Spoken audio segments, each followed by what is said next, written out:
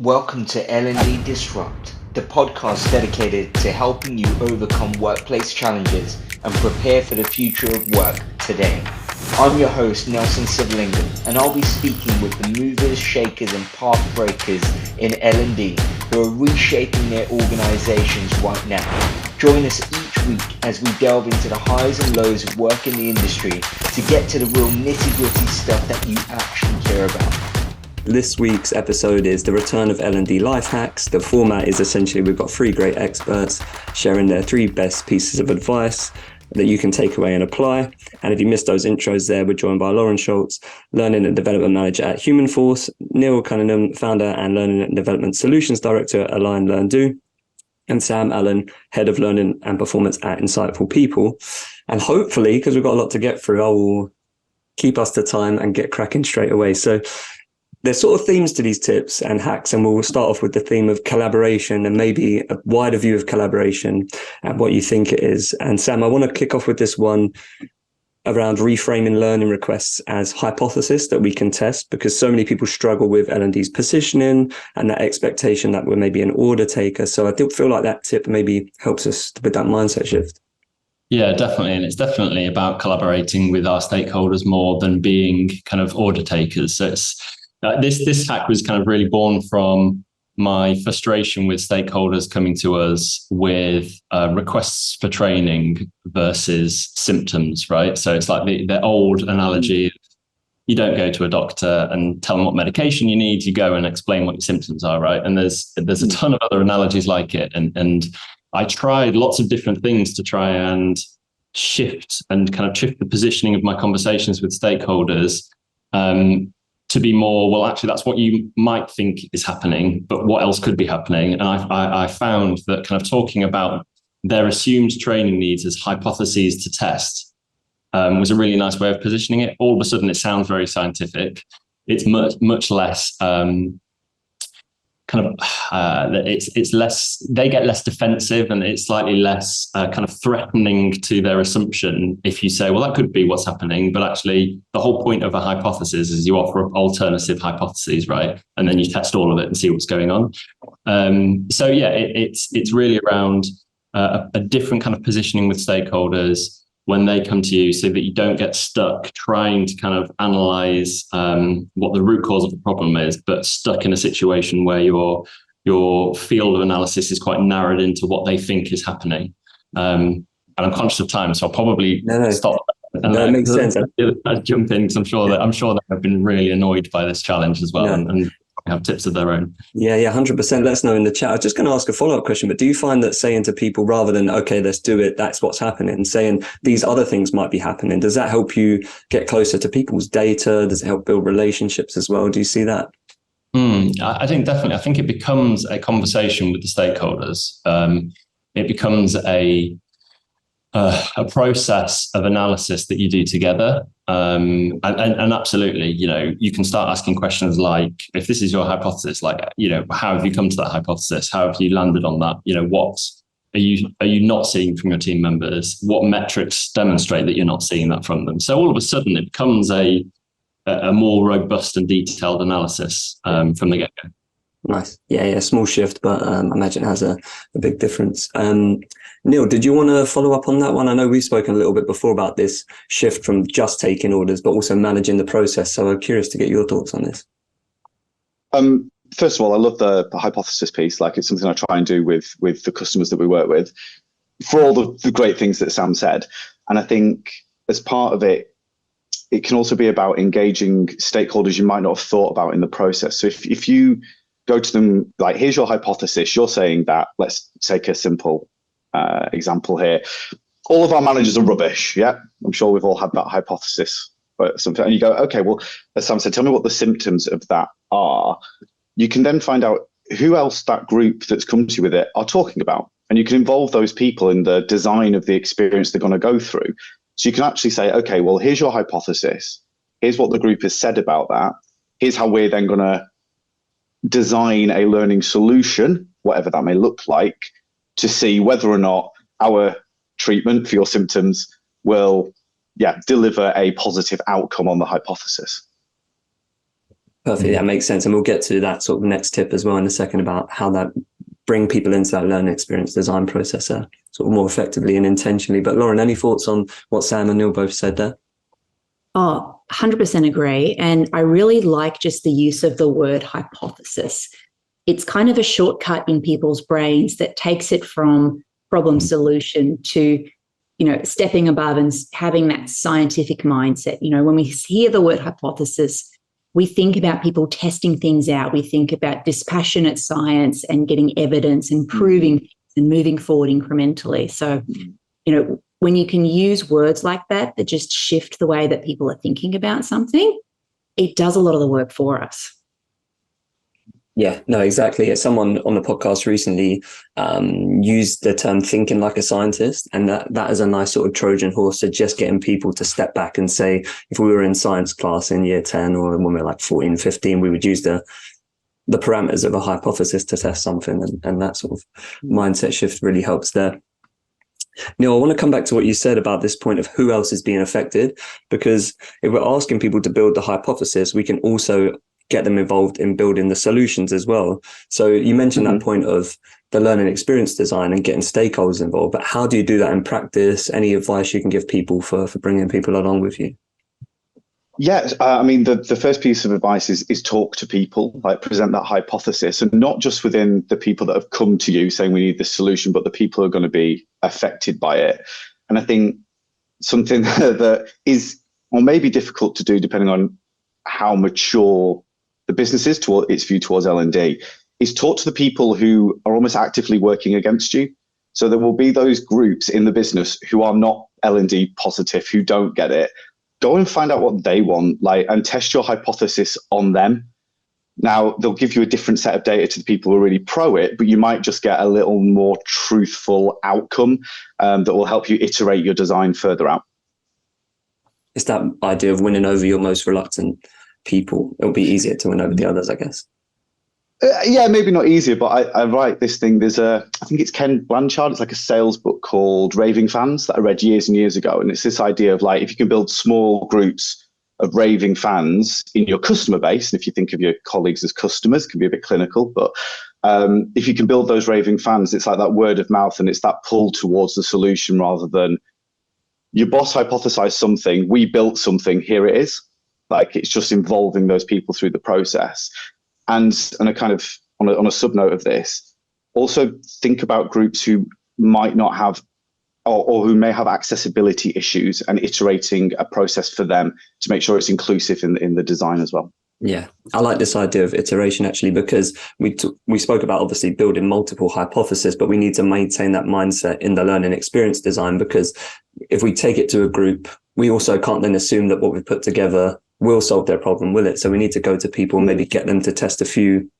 Is that how you normally do it, Neil? Is it to sort of come with a few solutions to people and then see what works with them and then maybe scale that?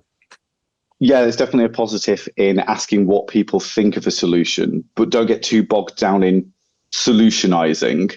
Put something together and then test it with that group and keep them informed and see what they think of it, rather than, I wouldn't necessarily go in, here's 5 different options that we're going to try. Unless you've got 5 different control groups, but then you've got to try and factor in organizational factors that may be affecting the process or the learning. So it can get a bit of a nightmare if you start doing that. Oh yeah, I can imagine. Sam and Lauren, anything on sort of what Neil shared around bringing in stakeholders to work with you on the learning experiences, but also I guess winning over those stakeholders at the same time? Definitely. People just like to be heard. To be able to say what they think, have someone listen and go, I hear you. Here are the things that we can do. Here are the things that we can't do. And everything that you said about testing things out as well. When you're getting off the ground and you don't have a whole team of people in your learning and development department, sometimes testing stuff is a prototype that is, barely recognizable as that end result, but it achieves the same outcome and you haven't spent a week building it. Yeah, I think for me, I really like this idea, and I think that what it helps us to do is ensure that any solutions we create are really relevant to the context of application. So what we're doing is ensuring that everything from the content, so the language use, the examples that we perhaps kind of use in the content, but also like where is it surfaced? How do people access it? By involving the people who are going to be our customers of whatever solution we're creating in the design of it, we get that so much more right than if we don't. So I think it's a no-brainer. Yeah, 100%. I think that context one is the big one, because again, ditching the assumptions, if we don't know where someone is when they try and apply the thing we're creating, then the chance of it being applied effectively are massively reduced, aren't they? To move on to the final one that's around this collaboration, and Lauren, you're speaking my language when you say that we should let people teach us what they know and then steal it from them, because I think both of these first steps require a bit of openness, don't they, and a real acceptance of other people's ideas. And I think this hack that you're about to share is perfectly aligned to that. Absolutely. And yeah, you're bang on when it comes to that. It does require a little bit of courage and a little bit of vulnerability to acknowledge that you're not the expert in everything. But if you tap into, the knowledge that your organization's experts have, you can encourage them to share what they know with you, and you can start capturing their insights, which is great for the content because, like Neil was saying, we're engaging with those stakeholders directly. We know the language that they're using, but the rapport and the goodwill that you get on top of that, it just gives you so much valuable content and that organization learning. When I first started in my first learning and development role, I read this stat to say that up to 70% of most organizations' training content is produced outside of the learning and development department. And that can either be terrifying or it can be this huge sense of relief to say, okay, I don't have to know everything. I can accept that I work with a lot of very smart people that are experts in the things that they do. And all that I need to do, all that learning and development needs to do is basically be like the Robin Hood of skills. We seek out the people that have got a lot of it, and then we take it, we redistribute it, we make sure that the people that need it most have got access to it. Stealing from the people that are rich in knowledge and skills and giving it to everyone else. Yeah. Before we bring in the others, I wanted to ask you what you've seen work with that, because personally I've found that getting people to jump on maybe a Zoom call, recording it, and just having like a free-flowing thing that doesn't take that much time, can be redistributed in other ways, or even the lowest friction one of just getting people to record the Loom videos of what they know.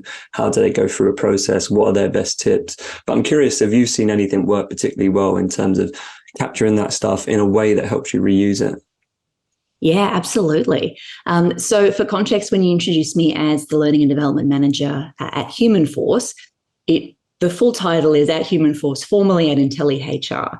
So during the last kind of 6 months, there's been a few different mergers and acquisitions into the Humanforce fold. And what we've ended up with is, a little bit over 250 people with 4 completely different products, and people that don't necessarily know each other work together, talk about what we do all day long.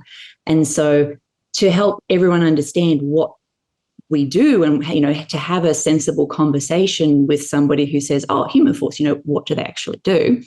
I was in charge of making this onboarding video. And so I ended up having 27 separate conversations with people over the course of a month, asking them some really dumb questions. And I kind of introduced it to them to say, hey, will you sit down with me for 20 minutes? I want to ask you some really dumb questions about, what does the thing that you make do? Why do customers like it? Why is it special? And every single one of those people had a bit of just treasure to share with me. They weren't all super excited about it. I had to really work to create that level of trust and that safe space that they felt that I'd listen to them. But there was just so much gold in there, and the authentic passion that all these people had. All I had to do was then, stitch it all together, put it in a video that goes for 10 minutes and put it in front of the rest of the business. We have this amazing onboarding video now that people are proud to watch, and they get really excited about it. So, goodwill, engagement, learning saves me a lot of time, and I didn't have to explain all these 4 different things in a very boring video, just me talking. Yeah, I love that. And you've got people involved then in the final output, people for a connection to what you do as a learning function. So yeah, I really like that idea. Sam, did you have any thoughts on this idea of how you can capture the best gold from people and then redistribute it to everyone else in the business? I think for my first point on this is such a good point to be talking about, because it's very easy to feel in learning and development like you want to be the gatekeeper of all knowledge sharing, of all kind of learning, of all content that people are going to, acquire some sort of kind of development from. And it's almost like it's your role. If it's happening somewhere else, then you're not doing your job properly because you should have been instigating it, right? And it's very easy to start feeling threatened. But what we've got to remember is, in the UK, I'm not sure what the stats are everywhere else, but 99.9% of businesses in the UK are classed as small businesses. And the vast majority of those won't have any learning and development people in them. And they're all doing perfectly well without us, right? So I think that you're absolutely right. It's about how do we take the knowledge and the skill and how can we do a better job perhaps of kind of sharing it. So I've worked in lots of startups and scale-ups where you'll find a Notion page, which maybe 15 people know about in a company of 150 that has pure gold in it. So it's how do you, at the very least, how do you go to each department? So something I've done before is go to each kind of functional department or team and ask them, where do they go for their information? Where do they go for their information on, how to get things done in this business, on, general stuff about their team, all that kind of stuff. And they'll pretty much always have a Notion or a Google Drive or whatever it is. And actually just simply kind of collating and kind of curating some of that stuff and just making it easy and for other people to access it and see it. Sometimes that's all our job needs to be, right? And kind of communicating it. So that's something that I've done in the past that's worked quite well. Yeah, I've seen that in some reports lately that basically almost a third of people wait days or longer to get the information they need at work. And a big part of that, like you said, is that there's just these unawareness of where something lives or added friction to get to it. So I think sitting down, understanding where it all lives is sort of the key message there, and then being the facilitator of those relationships. Neil, did you have any thoughts on this as well? I know it's probably a common problem you've seen when you've worked with people as well, about getting that knowledge to people and consolidating it in a single place as well. Yeah, and it's pretty consistent whether or not it's kind of 30-person startup right up to an enterprise. Like, where do we go to find out what we need to know? Just some really simple things we've put in place before, like GitHub pages, Teams groups, Slack channels, and then finding out who within the business, if not full-time, could almost be a knowledge holder for those channels, and then setting a clear expectation about what each channel does. So Slack's like super informal, Teams like a bit more informal, GitHub is where you go for your absolute here's the end piece knowledge of this. And then just setting expectations about how those are supposed to be used can be pretty effective.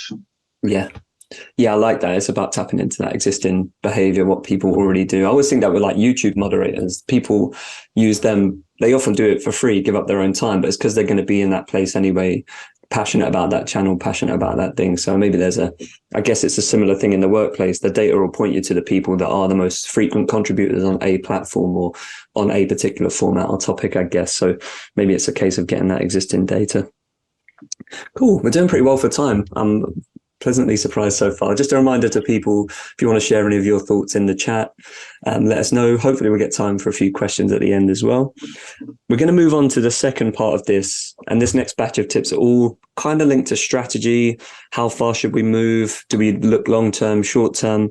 And I actually want to pick up, Lauren, with another one of your tips, because Sam made a great point there that a lot of businesses are classed as small. And that means a lot of the time L&D teams are quite small, right? It's often just a single person.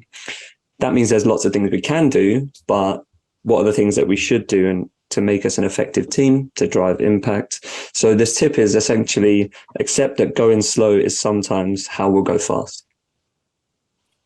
Absolutely.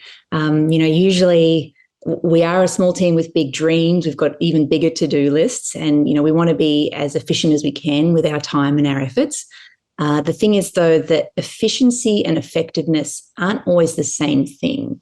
So, we can use automation, we can use mass messaging effectively in the right places, but there are going to be times when we have to really think about the impact and say, all right, I'm going to invest a little bit more time in a personalized approach. If it's a small group session that you run multiple times rather than just one massive Zoom phone call, if that allows your group of people to create meaningful connections with them and for something to stick, it's actually going to be worth more of your time than if you just, send out a message to everybody. Yeah, I guess it's about identifying the people that could be most effective. And actually, that's a perfect segue into, Neil, your next tip about starting small and going large, and then we'll maybe open it up to a sort of wider chat. Yeah, sure. So within this one, I think starting small and going large is just a fancy way of me saying do a pilot, like test it.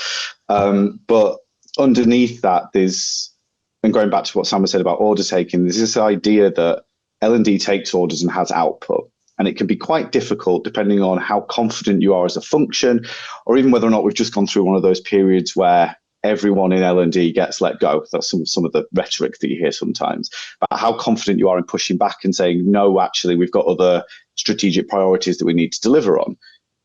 But running a pilot group, starting small, allows you to, one, take the order, but then you can define what the delivery and the output is of it. So you can say, well, we've heard you, we've taken the order on, but this is how we are going to roll this out.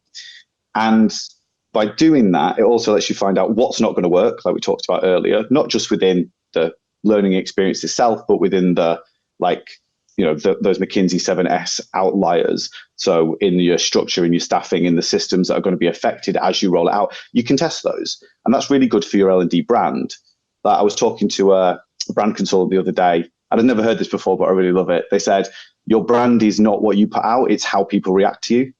And I think if you can start small and get everything right and remove those pieces of friction that stop people from interacting with L&D, then all of a sudden your brand becomes one that is smooth and easy to interact with and super fun and skill laden and all that other lovely stuff as well. Yeah, I totally agree. I love this point about, it links back to what Lauren said, actually, because if we go too fast, we actually run the risk of damaging our L&D brand in a few ways. Because if we say we want to roll this out to 100 people, but only really 5 of them will be enough indication to say this works or it doesn't, right? Like if we've picked out 5 of our sales team as opposed to 40 and then said, let's see if it works with them.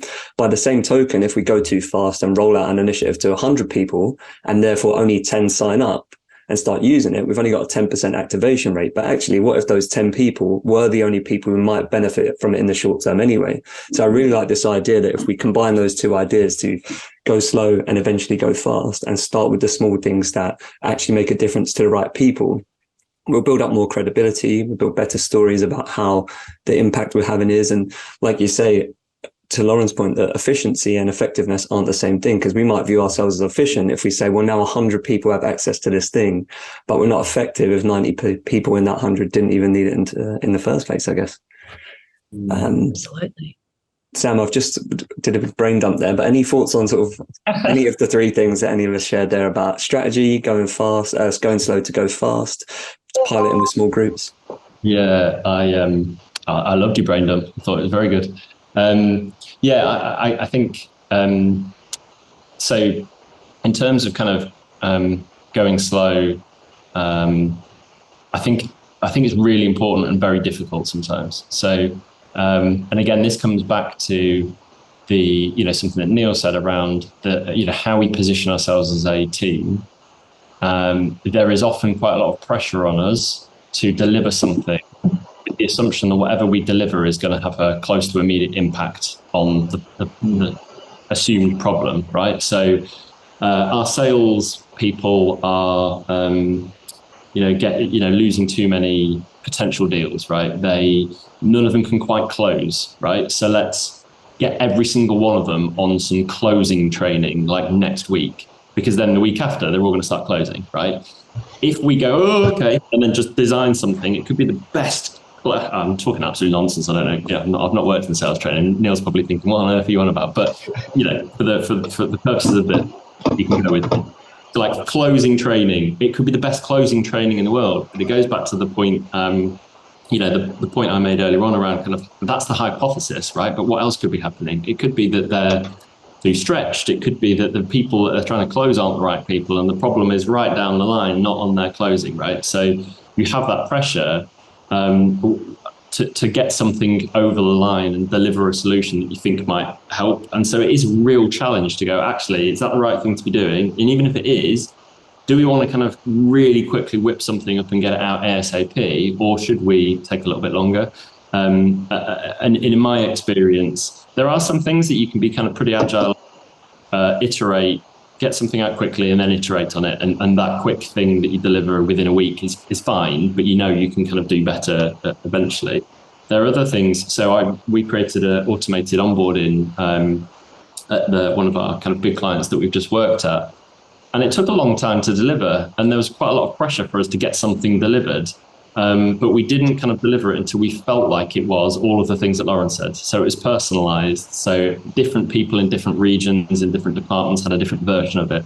Managers had a different version of it. All of these different things that took time to build meant that if I was a manager in logistics, I got a different version than a brand new customer advisor in the team. And that difference meant that the metrics that it impacted, like time to competency and all of those things that we were looking to improve, I believe were improved better and more quickly than they would have been. So it's a balancing act, but I completely agree with both those points. Yeah. I guess as well, part of it's sustainability, isn't it, as well? Because if we go in like a headless chicken, we just start throwing things around. Do we create something that might work in the long term? So like an example I always see in marketing is people always want to rank really well on Google. So they'll throw a bunch of money at like buying links to pages. But actually the smart thing to do is build quality content over time that will accrue, and therefore it will accrue authority in Google's eyes the more people use it. So that's the sustainable thing in the long term. But if you just dump money into it, you also might be penalized in the future. So I feel like there's a sustainability thing there. And at the same time as well, if we go in and try and do too much at once, we might get to that outcome, but people might hate the journey. So if everyone feels like this process has just been like hard graft, we all had to really like slog through it for a few weeks to get to that, then we lose people along the way as well. So it's a really interesting sort of dilemma. I don't want to move on just yet. Lauren and Neil, any thoughts on sort of what Sam shared there, and to come on each other's sort of tips that you shared previous to that as well? Lauren, did you want to kick us? I'll just say, sorry. Neil, of course. Go for it, Neil. Sorry, I was going to say, Sam, don't worry, that the sales training, that is absolutely a request that I've had. Yeah, so it's absolutely fine. I was just, so that's what I always say on Sam's piece, but I was thinking about how I've slowed down requests before, so to get people to think about the resources that's required. And a good trick is to go down that project management route of displaying things as the scope and time and money, and saying to people, or maybe not money, maybe use resources rather than money, take the edge off it, but explain to the stakeholders, like, these are 3 things we can affect. But if you change the scope, it's going to change the time and the resource you need. So you can have it quick, but you're going to need to spend more money and have less scope. But you can have a bigger scope, but you'll need more money and more time. Or like, we can do it in more time, and that will reduce the amount of money, and we can be more clear with the scope. And I've just found by doing that and getting to sit and say, what's most important in this, that's helped sometimes slow down requests and helps me be a bit more strategic with the solution. Yeah, I think that's a great point, because they all interact with each other. So every action has a counter reaction. If we increase the time to delivery, that affects the other variables and so on. So yeah, I really like that point as well. Lauren, how about yourself? Yeah, well, Sam, what you were saying about those personalized onboarding journeys really resonated with me.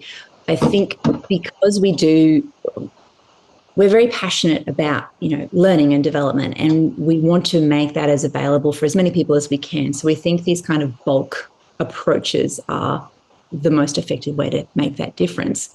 But I was listening to Lucy Adams from Disruptive HR talking about, HR at a broader scale, so not just learning and development, but saying that we have to try and break that natural tendency that we have for neatness and consistency, where, the process is the same for every person, because consistency isn't the same as fairness. People have different needs. It might be accessibility needs. It might be the country that they're working in and the cultural needs. It might just be the way that their department works and the tools that they have. And while it's probably much easier for us to make this kind of mass-produced, here it solves everything, it's going to have a much better experience for the people that we want to use this on a sustainable basis if we make it fit each of them as much as we can. Yeah. So, yeah, I think it's a really important thing for us to talk about. Yeah, no, I agree. The best example I've heard people talk about in that sense is if the CEO is pushed for time, so we get him to record a half an hour video where he's talking through X, Y, and Z things, but actually most people don't need to know X and Z, they just need to know Y. So would it be better if we just made 3 separate short videos and Y is available to some people? And then some people might not have access to, they might be in a loud environment, so the video doesn't necessarily work. So actually, are we transcribing it and making it available to people? So I think there's ways to, just because it's easy for you to create doesn't mean it's easy for people to consume. I think that's a trap people fall into, isn't it? Including myself. And it's a super respectful way to think about our humans that we're here to support. I think just to touch on that, that can all start to feel and sound super overwhelming, though. So I think what's really important is that it kind of goes back to your point, Lauren, around kind of taking the pressure of super quick delivery, off your shoulders. And if that means actually, managing stakeholder expectations to say and to kind of plan out your iterations. So to say, actually, the first thing we're going to do is a video that is 3 things in one. But we kind of already know, and that because that is really important that everyone gets, at least their one bit, right? And actually right now we just need to get that out. But we know that kind of a bit further down the line, when this other project is gone, we're going to split that down and we're going to transcribe them and then we're going to create a, PDF cheat sheet or whatever, right? Like it's okay to do that. So also managing stakeholder expectations of, yes, actually you can have the thing that you want in 2 weeks' time, but it's going to be about 70% as good as it could be. So don't expect 100% of the kind of metric improvement or measure improvement that we've potentially talked about at that point. Expect it 6 weeks later, all right, whatever. So it's kind of managing stakeholder expectations of the impact that the solution is going to have, as well as what the solution is and when it's going to be delivered. Yeah. No, I really like that idea, actually. It's that whole point of, we often talk about like testing and iterating fast, but also there's another side to that means that we might also not get to the complete point of impact as soon as, but we might fail less or invest less time in things that don't work along the way. So I'd love that that point about managing expectations. And it leads us nicely onto the 6th tip, Sam, which comes from you about speaking to your stakeholders about their business, not coming to them and speaking in terms of learning and training. So I'd love to hear your thoughts on how do we understand the language our stakeholders use, what's important to them. And again, this is about positioning learning and development as a strategic partner and not a kind of service that delivers products. So often our conversations are stuck in learning and development and compliance and workshops. I think most of the time it's not because that's what we want to talk about in learning and development. It's because that's what our stakeholders think we want to talk about. And so early on in my career, I had a number of senior business leaders when I was a business partner to the overall department. And all of they were so engaged in learning and development that I'd have regular catch-ups with them, but they became kind of meaningless because we just talked about the same stuff over and over again. It was like, okay, who's attending the workshops? Okay, my numbers are a bit low. Who have I got in from my department lined up to go on the next leadership program? Okay, that's good. I'll have a conversation with them. And, how's our compliance looking? Okay. All of those usual things. And so to start with, I was like, oh, this is awesome. All of my stakeholders are super engaged in learning and development. But then I got kind of, I realized that I had no idea whether anything was making any difference to their business. And I always felt like they were, what's the word? Almost just kind of appeasing me. I know that learning and development is important, so I'm going to have this one-to-one with Sam because I know I probably should. And it's interesting and I care about it a little bit, but then I'm going to go back and talk about more important stuff, right? And talk about X, Y, and Z business thing. And so I kind of had that realization towards the end of the year. I reflected a lot over Christmas. I remember thinking, am I actually doing any good here? I'm doing loads, but is any of it making any difference? And so kind of around the middle of Q1 the following year, I had all of those one-to-ones kind of booked in. And so I decided to kind of shift and said, look, we talk a lot about learning and development. Here's a dashboard for all of that stuff that we normally talk about. You can read. If you're interested in it, just read it. I'd rather talk to you about your business. And I almost kind of was quite vulnerable and said, I feel a bit embarrassed because actually I don't really know what's going on in your business areas. I don't really know what keeps you awake at night, what your strategy is. And for me to do a better job, I want to. And so I asked all of them 3 questions. So one was, what are your key strategic priorities for your function department, right? Simple as. 2, what will people have to do potentially differently in order for you to achieve those strategic priorities that you have? And 3, what are you most worried about from a people perspective that people aren't going to be able to do, or that you've not seen from them before, or there's going to be a big change. And all of a sudden, the conversations were totally different. I learned way more about kind of what their business was all about, what they were doing. So essentially I found myself out in that situation. I realized, and the relationship I had, I started getting invited to more kind of leadership team meetings. And I genuinely felt like I started to be perceived as a kind of strategic partner versus, somebody who's just doing something that we should be interested in because we're supposed to be, right? To actually, I'm interested in this because I think it could actually help me deliver one of my own measures, right? So like when you start to talk to business leaders about their business and how you can help them deliver their objectives, rather than how they can help you deliver your objectives, it's a world of difference in terms of kind of the conversations that you have and how effective they are. Yeah, I love that.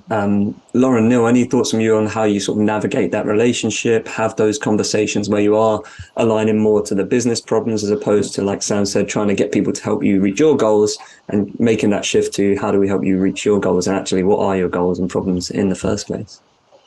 Definitely. It's a huge check to the ego when you're working in learning and development and you realize that the thing that is your whole work life is not actually anybody else's goal. It's the path. It's the tool that everyone else is using to achieve what they want to do.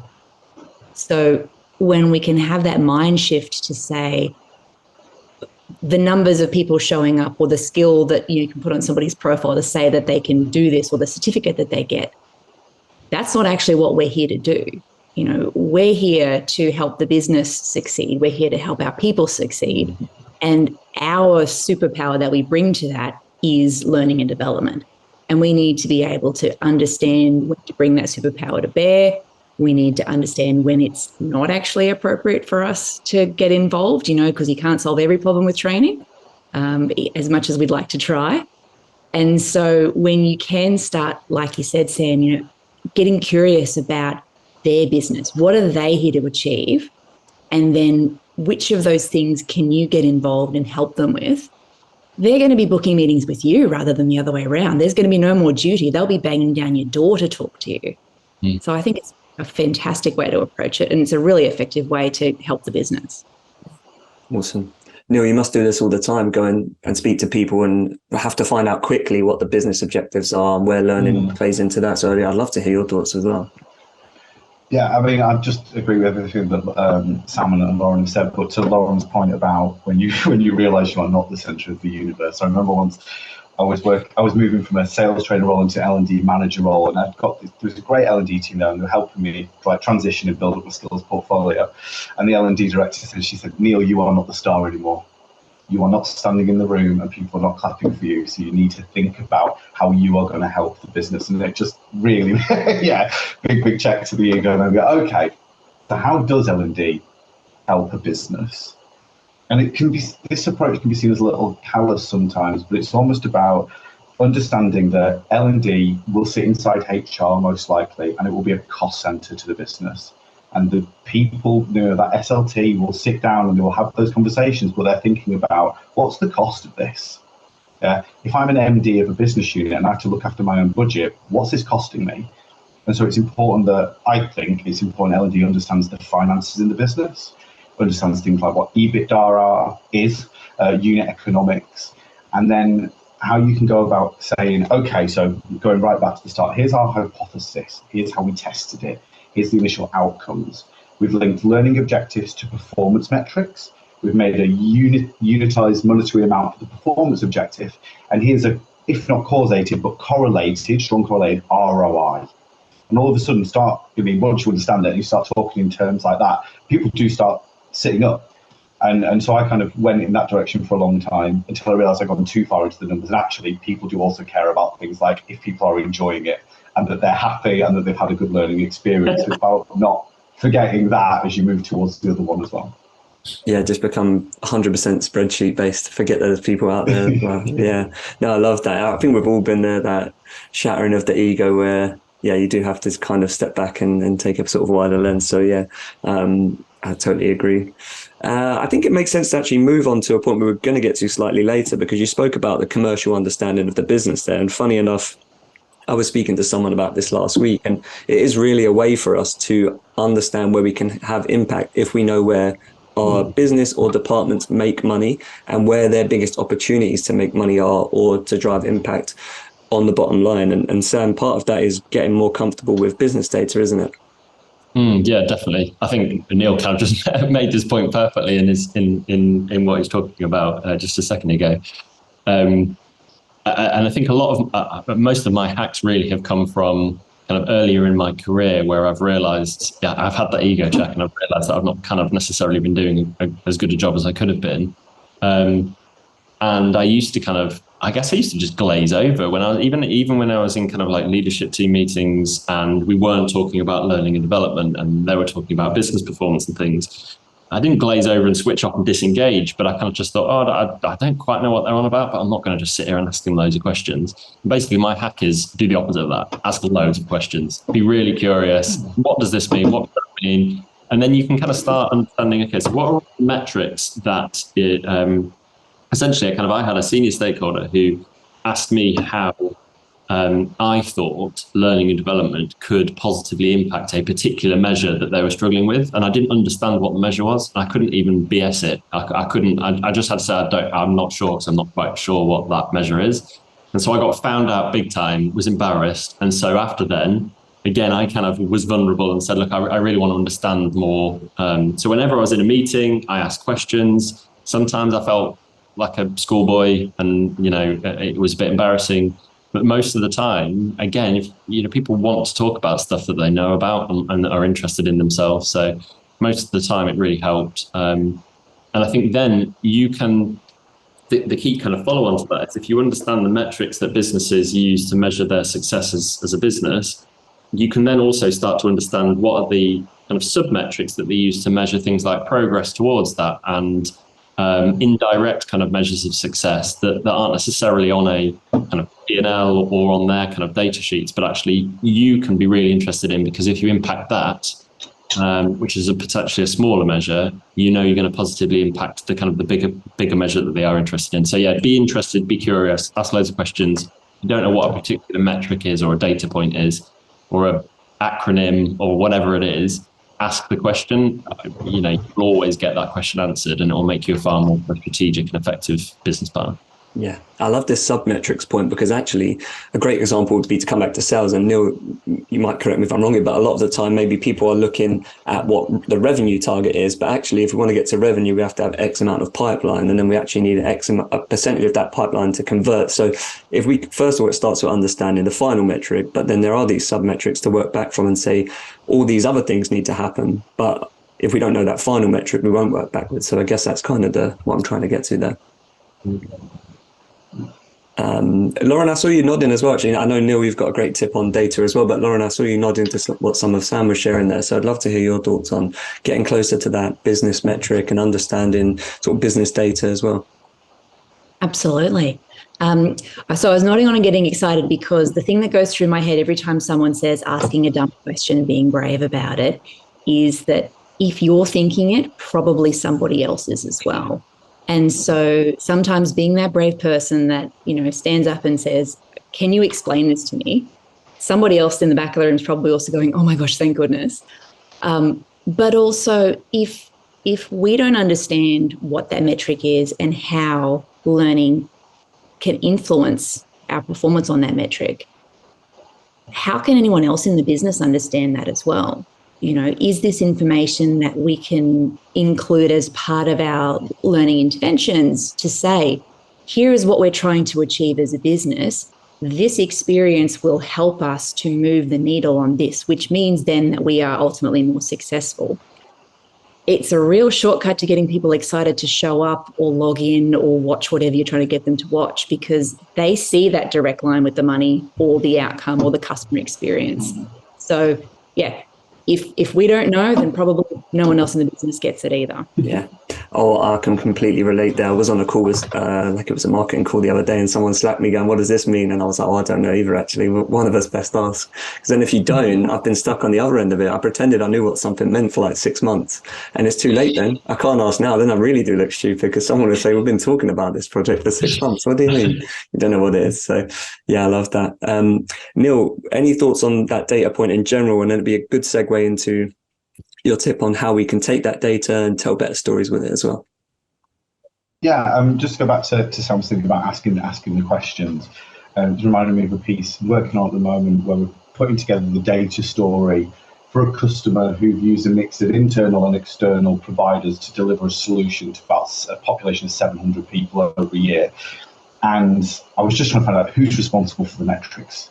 That's performance metrics. The one thing that reminded me of, there's always someone who's responsible for that in the business, whether or not you're 10 people or you're 25,000, there's always someone who's responsible for that. So ask that question, who's responsible for it? And then something that I'm surprised by each time I do this is when you find out who's responsible for those metrics, usually, I'm not saying this happens all the time, they're asked to provide it, maybe do some analysis, but they're very rarely asked to link it to learning objectives or to help you think about it in terms of people's overall performance or trend reporting on that. And then when you find out the person from finance whose job it is to take the performance metric and put a monetized unit amount against it, you get those two people together, and they've never talked about this, so they're really excited about doing it as well. So you kind of infuse two people in teams that wouldn't normally be part of the process that can then help you in the future. But yeah, in terms of data storytelling, I think the key piece here is not to get, it might sound counterintuitive, too bogged down in the data, right? So it has to be about the story as well. And I use kind of a simple narrative device called the hero's tale, which goes a little bit something like, our heroes have set out on the journey. They've been through some adversity. Yeah, that's the learning. They've overcome it. That's it, getting better performance. And here's the end of the story. Here's your outcome. So it's a real simple narrative device. But the key piece is what's next. And what that allows you to do when you're playing this story back is, if everything's gone really well, great, here's what we're going to do next. But if it's not gone well, okay, that's okay. This was just chapter 1. Here's what chapter 2 is going to look like, and here's how we're going to address it as well. So it kind of helps people understand that, yeah, people aren't just a number. They have their own story that they're going through. But these two things can be brought together in terms of learning and development. No, I love that point on the hero's tale. Funny enough, I went to like a marketing conference probably like 5 or 6 years ago now. But this guy gave a talk where he broke down the biggest sort of ads in terms of reach for that year, and loads of them were based on that whole hero's tale thing, because essentially it puts the person watching it in the position of the main person in the story, something they can relate to. And a lot of the time, if you just go too hard into the data, then you'll lose people. But if you start with the person and the personal story, and then weave the data into the narrative, how they got to that final point, it will relate far better to people. Sam and Lauren, any thoughts on how you take that data? Now we know where it is, who's responsible for it. How do we take that, tell good stories to win more people over in the business, improve our brand like we spoke about earlier, get more buy-in, all that good stuff? I think for me, just really simply, it's also just about making sure that you're pulling insight from the data that's meaningful to the audiences that you're offering it up to. So actually, a lot of people in businesses don't care if the business is performing that well. As daft as it sounds. There's a lot of people in businesses who do, but there's a lot of people in businesses who don't. They might care about other things, though. They might care about their team members who have like smashed a target, or they might care about someone in a department who has done something new for the first time, achieved a particular measure that they've never been able to achieve before. And that, for me, that's about kind of the stories. I think it comes down to not just kind of data storytelling in its more broad, here was our problem initially, as Neil talked about, which absolutely is kind of critical, but also how do we use data and insight to tell stories about the success that we're having, kind of even on a potentially more personal, individual scale. Yeah, I think it's big stories and small stories, isn't it? If we hit our financial goal, that'll only happen every few months, and it feels a bit disconnected. But like you say, if someone in my team has just like smashed a call and we've been working together, or they've just hit a target, like these are small wins day to day, and actually those small stories add up. Lauren, any thoughts as well before we move on to the final tip? The time has absolutely flown by, so we'll speed up a little, I guess. I just agree. Love storytelling. It's the way to get people to remember the things that you're talking about. And if you want to one-up it, if you can get them to start telling stories of success and start feeding that information to them to tell other people, you're just going to have that wildfire effect, getting people excited. Yeah, it all snowball, isn't it? The best stories don't come from like a company; they come from the people who use that company's products because they're more believable. And I really think that speaks to what you said there. I want to come back a little bit. We spoke about going small to get large, going slow to go fast. But Lauren, there was also this tip you wanted to share around sort of mindset and strategy of thinking medium, because it's like we said earlier, there's stuff we can do now. There's also a long-term vision to manage. So how do we marry the two together and start thinking medium? Yeah, I feel like all my hacks have been these kind of symmetrical maxims that hopefully will stick in people's brains. But when it comes to thinking medium, so this pulls in a lot of what we already talked about, the strategic stuff. We're going in the direction that the organization is seeking to go in. We're, using learning as a tool to get there. And we're still staying connected to individual people. We're doing things small, we're going slow, all those things, staying connected. And I guess this is more of an aspiration than a hack, because it's something that I am still struggling with and learning how to do. It's finding that balance between the big dreams and having that medium-term perspective.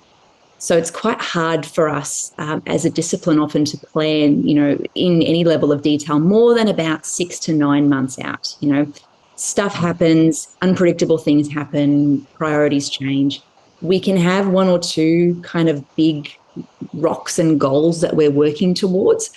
But if we fill up that 6 to 9 months, at 100% capacity with, here is everything that I'm going to do, and every day is planned, and I'm going to be working at 100% the whole time, that's not realistic and it's not sustainable. Yeah. So, as much as it pains us to not do everything, we have to kind of pick our top priorities, fill our capacity at sort of that 85%. So we do have that room for things to go into the red if something, we have that emergency sales closing training that we have to send people on. It just gives us that space, and it helps us to retain those relationships with the businesses so that we can be really clear with people when we're saying, these are things that we're working on. This is why they are important for you. And this is why I've had to say no to this other request, which is a really hard thing for us to do, because if everyone is already brought into, the why of what you're focusing on, it's easier to say, look, I can't work on that right now, but here's how you can have some resources to do it yourself. Yeah. So, discipline, realism, and sustainability. Yeah. And I think two of the things we spoke about earlier feed into that. One is understanding people's problems. Like if we have better alignment with them, then we know what their short-term goals are and their long-term goals are. And then that feeds into that point about managing expectations as well that we sort of touched on, I guess. We're into the final few minutes. So Sam and Neil, any sort of final thoughts on what Lauren just shared there about that sort of medium mindset? Just for me, like super quickly, I think I've always haven't always. One of my learnings over my career has been value over volume. Doing loads of stuff doesn't necessarily mean that you're adding loads of value. It kind of goes back to one of Lauren's earlier points as well about kind of doing fewer things but doing them really well. For me, it all kind of goes hand in hand. I really like that one as well. Cool. And Neil, how about yourself? Yeah, Lauren, really like the idea of saying, this is why it's important for you, and then putting the person back at the centre of it and making it not about L&D. And then Sam, the value of volume, absolutely. I just have been in situations where sometimes you have to deliver some volume stuff.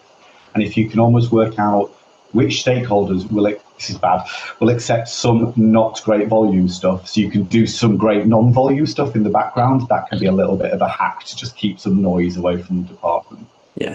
Yeah, I guess that, again, it's context of understanding the people. There'll be some people that maybe might be more demanding. There'll be some people that expect more of you. And I guess it comes back to understanding your existing brand. Do people expect you to turn it around quickly? Are some people more forgiving and understand the value of what you do? So I guess it comes back to that point. And how you build that brand over time with the way you respond. Yeah.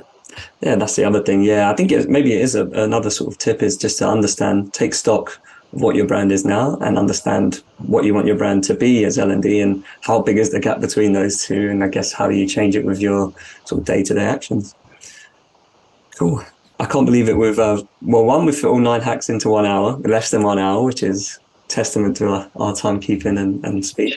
And we've also unfortunately come to the end. So for everyone joining us live, you'll get an email with a summary of this, links to where you can watch the recording, and then also links to where you can find everything Sam, Neil, and Lauren do. If you're listening to the recorded version of this, that all the same stuff will just be in the show notes, YouTube description, basically below whatever it is you're listening to on this. So yeah, just have to say a massive thank you to everyone who joined us live today, and also a huge thank you to Sam, Lauren, and Neil for giving us some of your best hacks.